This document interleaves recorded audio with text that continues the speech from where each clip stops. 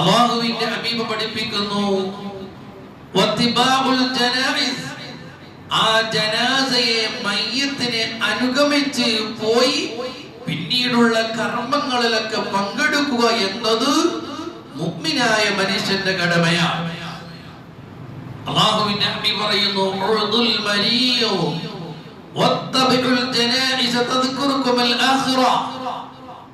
വത്തബിഉൽ ജനായിസ, നിങ്ങൾ ജനാസയെ അനുഗമിക്കണം. ജനാസ എന്ന് പറയുന്നത് തന്നെ മയ്യത്ത് കുളിപ്പിച്ച് കഫൻ ചെയ്ത് മയ്യത്ത് കട്ടിലേക്ക് വെക്കുമ്പോഴാണ് ജനാസ എന്ന് പറയുന്നത്. മയ്യത്ത് കുളിപ്പിച്ച് വീട്ടിൽ കിടത്തുമ്പോൾ ജനാസ എന്ന് പറയൂല, അതിന് മയ്യത്ത് എന്നാ പറയുക.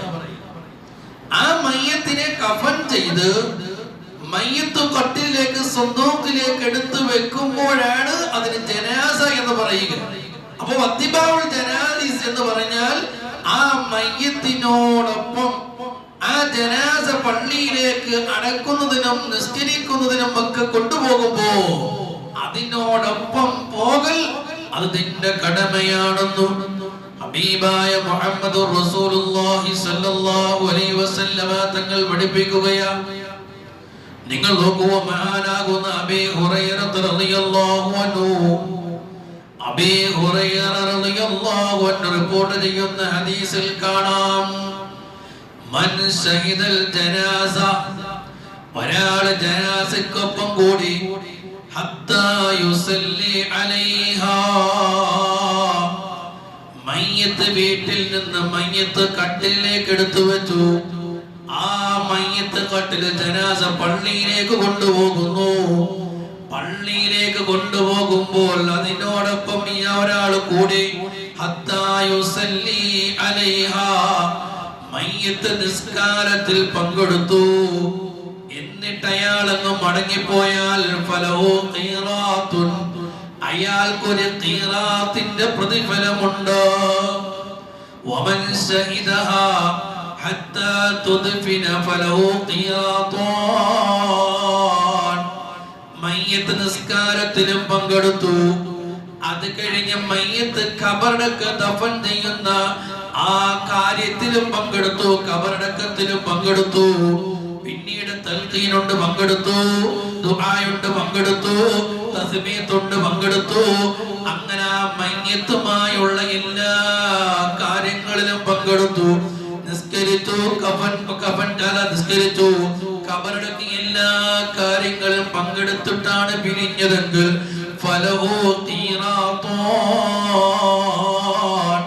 അവനക്ക് 2 ഖീറാത്ത് പ്രതിഫലമുണ്ട്.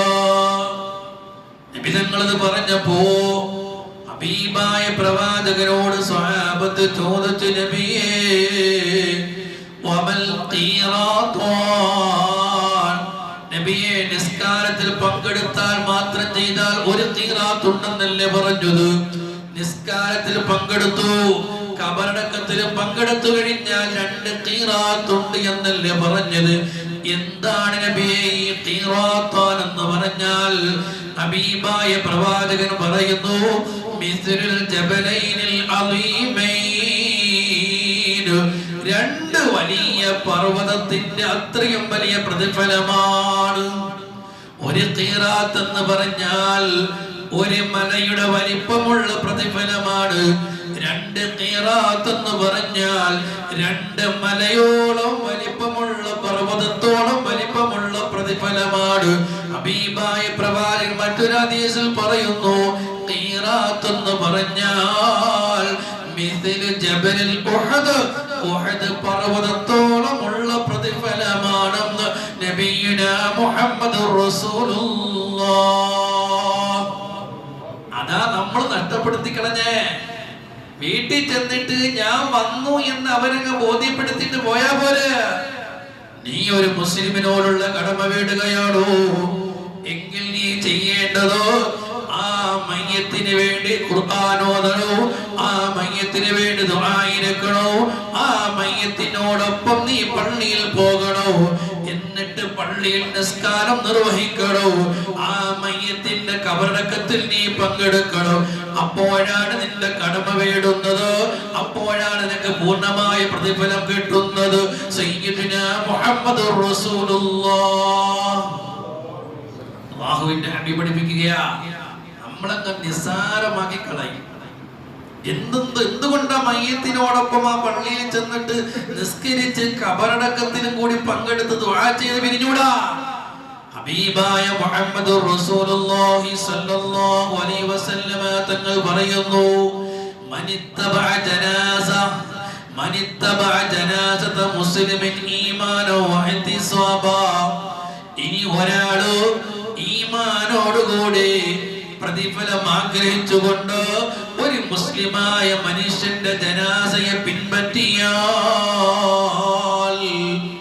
ഈമാൻ വേണം, ആ പ്രതിഫലം കിട്ടണമെന്നുള്ള ഈമാനോടുകൂടി വേണം പോകാൻ, പ്രതിഫലം വേണമെന്നുള്ള പ്രതീക്ഷയോടുകൂടി വേണം പോകാൻ.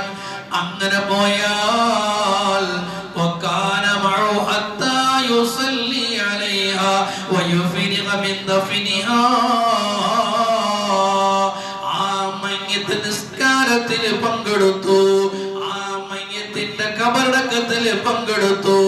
فإنه يرجع من الأجر بقيراطان كل قيراط مثل أحد ومن صلى عليها ثم رجب قبل أن تدفن فله يرجع بقيراطان. അതേ നിസ്കാരത്തിൽ പങ്കെടുത്തിട്ട് പോവുകയാണെങ്കിൽ ഒരു ഉഹദ് മലയോളം വലിപ്പമുള്ള പ്രതിഫലമാണ്.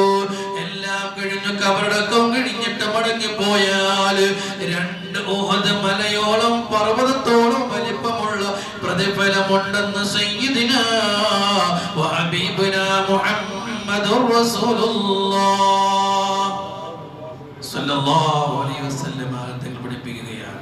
പുരുഷന്മാരാണ് പോകേണ്ടത്, സ്ത്രീകൾക്കില്ല.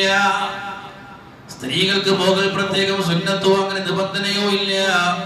മഹാനായ ഉമ്മു അത്തിയ്യത്ത് റളിയല്ലാഹു അൻഹ പറയുന്നു, قالت نهينا عن اتباع الجنائز ولم يعزم علينا. ഉമ്മു അത്തിയ്യത്ത് റളിയല്ലാഹു അൻഹ പറയുകയാണ്, ഞങ്ങൾ സ്ത്രീകളാകുന്ന ഞങ്ങള് മയ്യത്തിനെ അനുഗമിക്കലോ ജനാസയെ പിന്തുടർന്നു പോകുന്നത് നബി തങ്ങൾ നിരോധിച്ചിട്ടുണ്ട്. ഹബീബായ മുഹമ്മദുർ റസൂലുള്ളാഹ്. ചിലയിടങ്ങളിൽ കാണാം, വീട്ടിൽ വന്ന് മയ്യത്ത് കാണാൻ കഴിയാത്ത പെണ്ണുങ്ങളെയൊക്കെ പള്ളിയിലോട്ട് കൊണ്ടുപോകണം. ഇവിടെ ഉണ്ടോ എന്ന് ഓർത്താണ് കണ്ടിട്ടില്ല. പള്ളി ഇനിയും കാണാനുള്ളവരൊക്കെ പള്ളി വാ. എന്ത് പള്ളി വാ? ഈ പെണ്ണുങ്ങളെ പള്ളിയിലോട്ട് കൊണ്ടുവരാൻ ഏത് ഇസ്ലാമാണോടോ പഠിപ്പിച്ചതോ? മയ്യത്തിനെ കാണണമെന്ന് പറഞ്ഞുകൊണ്ട് പള്ളിയിലേക്ക് പെണ്ണുങ്ങളെ കൊണ്ടുവരാൻ ഏത് ഇമാമാണ് പഠിപ്പിച്ചത്? ഉമ്മു അത്തിയ്യത്ത് റളിയല്ലാഹു അൻഹ പറയുന്നു, നഹൈനാ റസൂലുള്ളാഹി സ്വല്ലല്ലാഹു അലൈഹി വസല്ലം അൻ ഇത്തിബാഇൽ ജനായിസ്. മയ്യത്ത് പള്ളിയിലേക്ക് കൊണ്ടുപോയാൽ പള്ളിയിൽ പോകുന്നതിന് നബി തങ്ങൾ ഞങ്ങളെ തടഞ്ഞിട്ടുണ്ട്. ചിലയിടങ്ങളിൽ കാണുന്നു. അല്ലാഹു നല്ലത് മനസ്സിലാക്കാൻ തൗഫീഖ് നൽകി അനുഗ്രഹിക്കുമാറാകട്ടെ. നമ്മൾ ഒരിക്കലും അതിനെ പ്രോത്സാഹിപ്പിക്കരുതോ? ചിലയിടങ്ങളിൽ മയ്യത്ത് കാണുന്നത് വലിയ ഒരു പ്രദർശന വസ്തു പോലെ, മയ്യത്ത് വെച്ചിട്ട് പ്രദർശന വസ്തുവിനെ പോലെ കാണിക്കുന്ന ഒരു പരിപാടി കാണാം. ഒരിക്കലും ഇസ്ലാം പ്രോത്സാഹിപ്പിക്കുന്നതല്ലോ. ജീവിതത്തിൽ കാണൽ ഹറാമായതാണോ? ആ ആള് വ്യക്തി മരണപ്പെട്ടാൽ മയ്യത്തായാൽ പോലും കാണാൻ പാടില്ല. മയ്യത്തൊക്കെ കുളിപ്പിച്ച് വെച്ചിട്ട് ഒരു വിളിയുണ്ട്, ഇനി കാണാനുള്ളവരെ കൊണ്ടൊക്കെ കയറുക. ആരാ ഇനി കാണാനുള്ളത്? അവർക്ക് ആര് പഠിപ്പിച്ചത്? എന്താണ് മയ്യത്തിനോടുള്ള കടമ? മയ്യത്തിനെ കാണലാണോ നിന്റെ കടമ? അല്ല. എടോ, അന്യ സ്ത്രീ മരിച്ചു കിടക്കുമ്പോ പുരുഷനായി നീ കാണുന്നത് അനുവദനീയമാണോ? ഇസ്ലാം അനുവദിച്ചിട്ടുണ്ടോ? ഒരു പുരുഷൻ മരണപ്പെട്ട് കിടക്കുമ്പോ അന്യ സ്ത്രീ വന്ന് മയ്യത്ത് കാണാൻ ഇസ്ലാം അനുവദിച്ചിട്ടുണ്ടോ? ഇല്ല. പിന്നെയാണോ മയ്യത്ത് അങ്ങോട്ട് കുളിപ്പിച്ച് കിടത്തിയിട്ടോ ഇനി കാണാൻ ആളുണ്ടോ, ഇനി ആരെങ്കിലും ഉണ്ടോ എന്ന് വിളിച്ചു കാണിക്കുന്നത്? എന്തൊരു സമ്പ്രദായമാണത്! ഇസ്ലാം ഒരിക്കലും അനുവദിച്ചിട്ടില്ല. ഹബീബായ പ്രവാചകൻ അത് പഠിപ്പിച്ചിട്ടുമില്ല. നല്ലത് മനസ്സിലാക്കാൻ അല്ലാഹു നമുക്ക് തൗഫീഖ് നൽകി അനുഗ്രഹിക്കുമാറാകട്ടെ. ഇനി എന്തൊക്കെ പറഞ്ഞാലും അതൊരു നാട്ടു നടപ്പ് പോലെയായി. ഇപ്പോ മയ്യത്ത് കാണുക, മയ്യത്ത് കാണുക, നാട്ടു നടപ്പായി.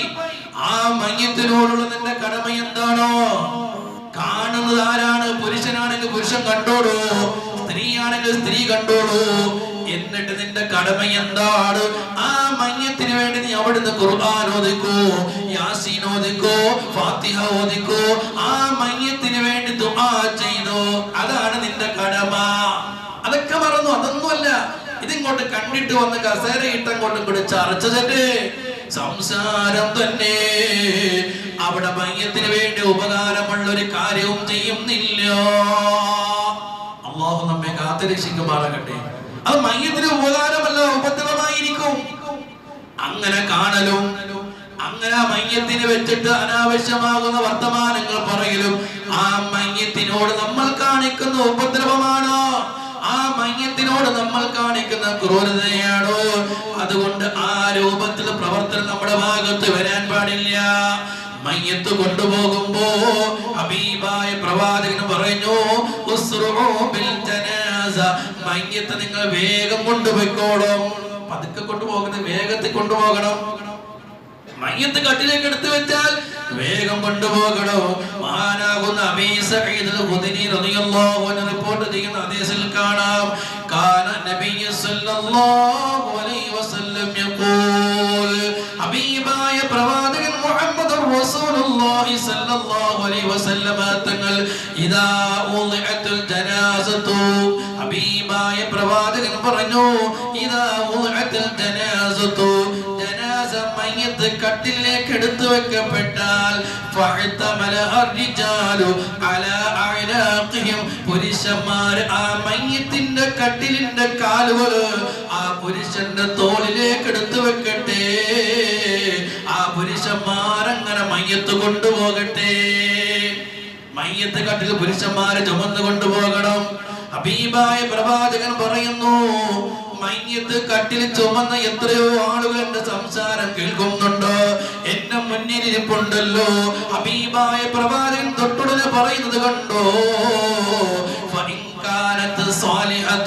ആ മരണപ്പെട്ട് കിടക്കുന്ന ആള് നമ്മൾ മയ്യത്ത് കട്ടിൽ ചുമന്നു കൊണ്ടുപോകുമ്പോ ആ കട്ടിൽ കിടക്കുന്ന മനുഷ്യൻ സ്വാലിഹാണോ, നല്ല പ്രവർത്തനങ്ങൾ ചെയ്തവനാണോ, അല്ലാഹുവിന്റെ മുന്നിൽ വിജയിച്ചവനാണോ?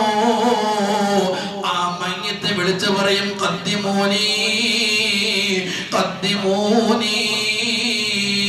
മയ്യത്തെ വിളിച്ചു പറയും, ഖദ്ദിമൂനി ഖദ്ദിമൂനി, എന്നെ നിങ്ങൾ വേഗം കൊണ്ടുപോകൂ, വേഗം കൊണ്ടുപോകൂ. എനിക്ക് ഖബറിലേക്ക് പോകാൻ തിടുക്കമായി, എനിക്ക് അല്ലാഹുവിനെ കാണാനുള്ള തിടുക്കമായി. ഖദ്ദിമൂനി ഖദ്ദിമൂനി എന്ന് ആ മയ്യത്ത് സാലിഹാണെങ്കിൽ വിളിച്ചു പറയും.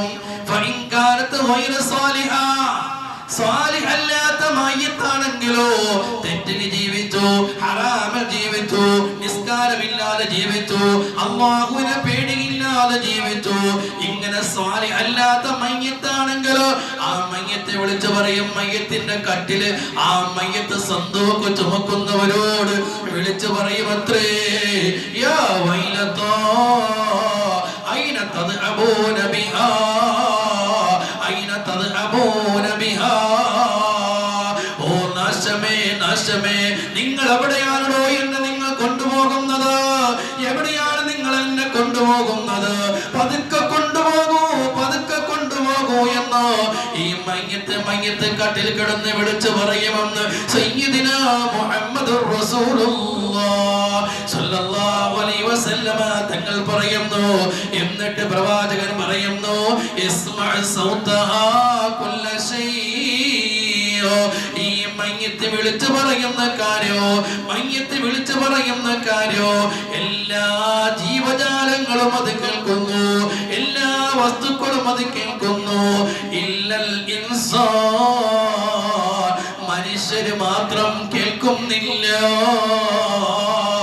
ഈ കട്ടിൽ ചുമക്കുന്നവൻ അത് കേൾക്കുന്നില്ല, കൂടെ പോകുന്നവൻ അത് കേൾക്കുന്നില്ല, മറിച്ച് മറ്റെല്ലാ പടപ്പുകളും അത് കേൾക്കുന്നുണ്ടെന്ന് സയ്യിദിനാ മുഹമ്മദുർ റസൂലുള്ളാഹ് സ്വല്ലല്ലാഹു അലൈഹി വസല്ലമ വസല്ലമ തങ്ങൾ പറയുക, എന്നിട്ട് പ്രവാചകൻ പറഞ്ഞു, വലൗ സമിഅൽ ഇൻസാനു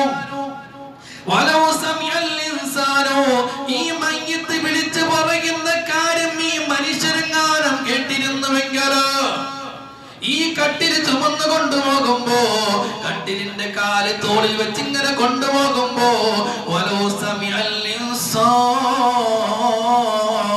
ഈ മനുഷ്യനെങ്ങാനും ആ മയ്യിത്ത് വിളിച്ചു പറയുന്നത് കേട്ടിരുന്നുവെങ്കിൽ,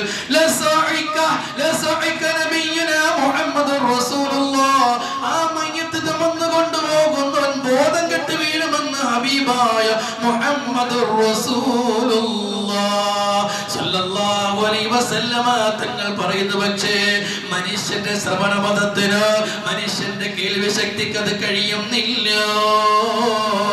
ഈ മയ്യിത്ത് വിളിച്ചു പറയുന്നത് കേൾക്കുന്നില്ല.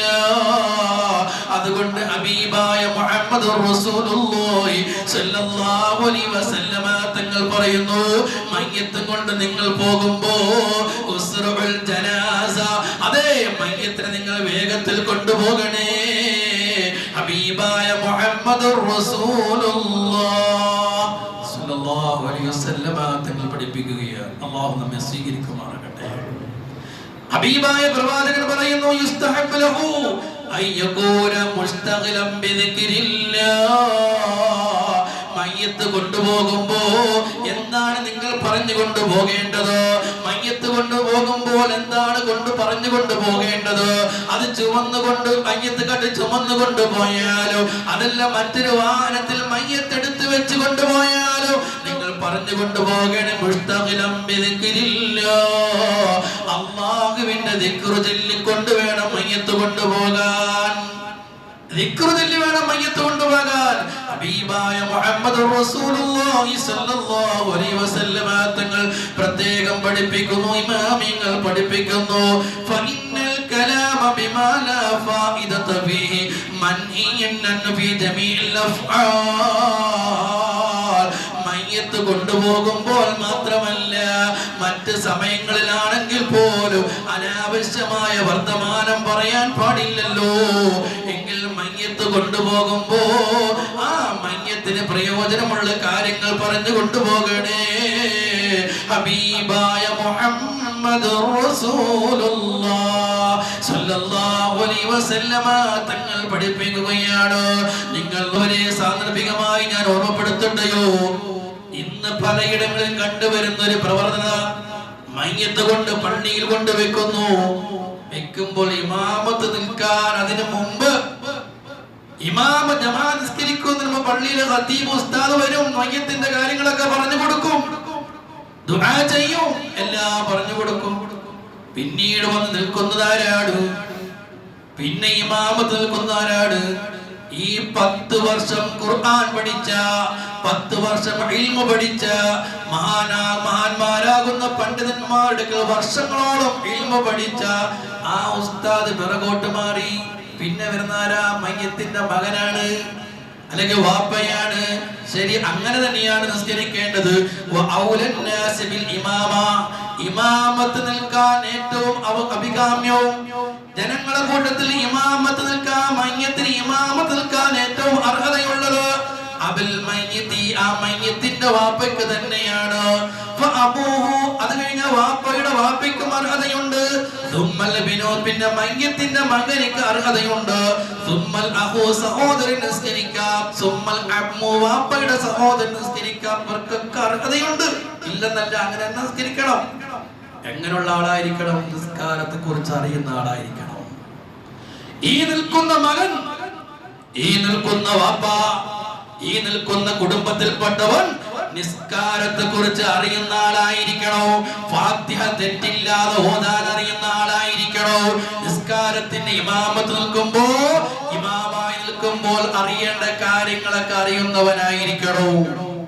ഖുർആൻ ഓതാൻ നന്നായി ഓതാൻ അറിയാത്ത ഒരാളോട് ഖുർആൻ നല്ലതുപോലെ ഓതുന്ന കാര്യമായ ഒരാൾ തുടരാൻ പാടില്ല എന്ന ഉമ്മിയായ ഖുർആൻ നല്ലതുപോലെ ഓതാൻ അറിയാത്ത ഒരാളെ ഖുർആൻ നല്ലതുപോലെ ഹിസ്ബനുസരിച്ച് തജ്വീദനുസരിച്ച് ഓതാൻ അറിയുന്ന ഒരാൾ തുടരരുതെന്നാണ്.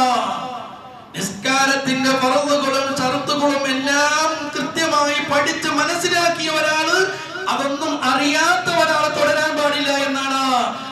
മകൻ എങ്ങനെയുള്ള ആളായിരിക്കും? ഈ മകൻ എല്ലാം അറിയുന്ന ആളാണോ? ഈ വാപ്പ എല്ലാം അറിയുന്ന ആളാണോ? ഈ മാമ എല്ലാം അറിയുന്ന ആളാണോ? ഈ കൊച്ചാപ്പ എല്ലാം അറിയുന്ന ആളാണോ? ഈ വലിയാപ്പ എല്ലാം അറിയുന്ന ആളാണോ? ഇന്നോ ഒരു കുഴപ്പമില്ല. ഇതൊന്നും അറിയാത്ത, ഫാത്തിഹ നന്നായി ഓതാൻ അറിയാത്ത, നിസ്കാരത്തിന്റെ ഫർദ് അറിയാത്ത, ഖിറാഅത്തിന്റെ നിയമം അറിയാത്ത, നിസ്കാരത്തിന്റെ ശർത്തുകൾ അറിയാത്ത ഈ മകനും വാപ്പയും വന്ന് ഇമാമത്ത് നിന്നാൽ ആ നിസ്കാരത്തിലുള്ള പ്രാർത്ഥന, ആ മയ്യത്തിനുള്ള പ്രാർത്ഥന ശരിയാകുമോ? നല്ലപോലെ താഴേക്ക് ഇട്ടിട്ട് മുണ്ട് കൊടുത്ത് നിസ്കരിക്കുന്ന എത്ര ഇമാമായി നിൽക്കുന്നവരോട് നിങ്ങൾ കണ്ടിട്ടില്ലേ? ആ നിബന്ധനകളൊന്നും പാലിക്കാതെ ഖുർആൻ നല്ലതുപോലെ ഓതാൻ അറിയാത്ത ഒരാൾ ഇമാമത്ത് നിൽക്കൽ കൊണ്ട് ആ മയ്യത്തിന് പ്രയോജനമുണ്ടോ? ആ മയ്യത്തിന്റെ നിസ്കാരം സ്വീകാര്യതയുണ്ടോ? അതുകൊണ്ട് പ്രിയമുള്ളവരെ വളരെയേറെ ശ്രദ്ധിച്ചു. നമ്മൾ നിൽക്കണം, ഇരിക്കണ്ടെന്നല്ല. അതന്നെ ബാപ്പയും മകനൊക്കെ തന്നെയാണ് നിൽക്കേണ്ടത്. പക്ഷേ അതിനെക്കുറിച്ച് അറിയുന്നവനായിരിക്കണം, അതിനെക്കുറിച്ച് പഠിച്ചവനായിരിക്കണം. അല്ലാതെ ഉള്ളവർ കയറി നിൽക്കാൻ പാടില്ല. അങ്ങനെ നിന്നാൽ ആ നിസ്കാരത്തെ പോലെ നിസ്കാരത്തിന്റെ സിഹത്ത് പോലും ശരിയാകുന്നതല്ല എന്ന് ഇമാമികൾ പഠിപ്പിക്കുകയാണ്.